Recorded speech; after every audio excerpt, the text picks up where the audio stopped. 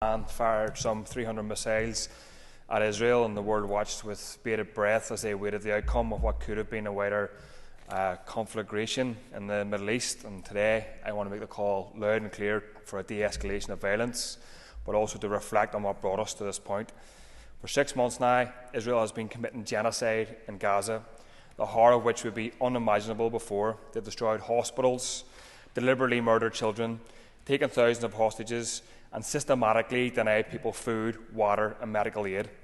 They've killed over 33,000 Palestinians and committed the most heinous war crimes. In that time, Israel has also bombed Lebanon, Syria, the West Bank, Iran and Yemen, with the complete backing of Western imperialists in the US, Britain and elsewhere.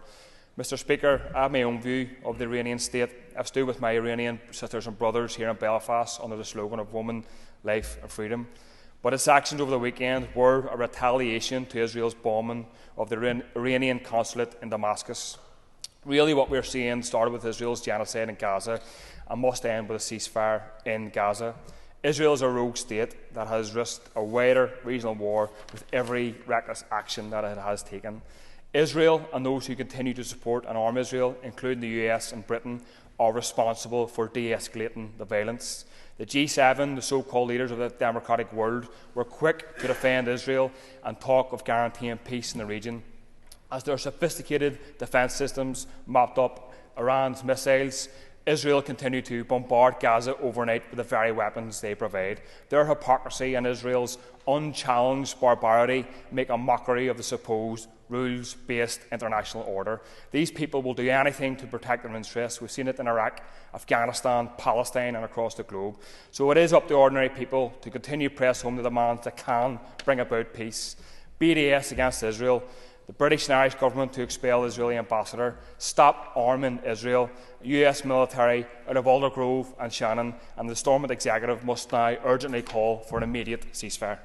Paul Frew, you've got 2 minutes, Paul. Mr. Speaker, I appreciate that. We are, I think, all horrified at the escalation of the war in the Middle East with the recent attack that Iran has perpetrated on Israeli soil for the first time in history. And we all see the horrors that war brings and the innocent victims that suffer war.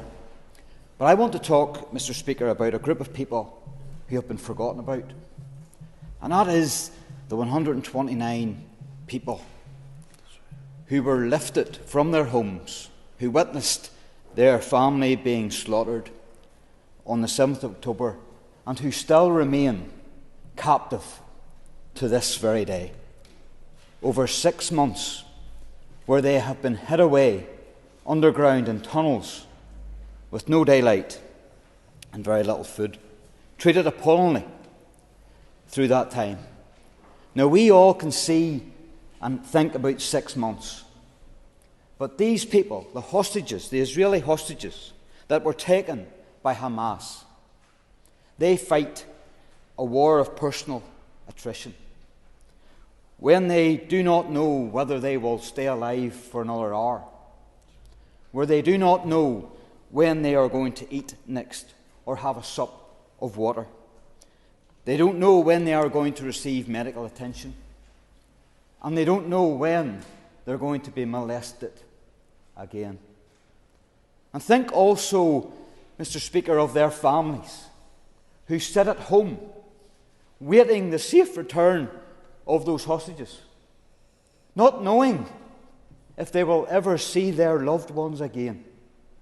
Within that number, Mr. Speaker, there are 2 babies that were 9 months old on the 7th of October, and no one knows whether they are alive or dead. Thank you, Mr. Frew. Patrick Brown has sought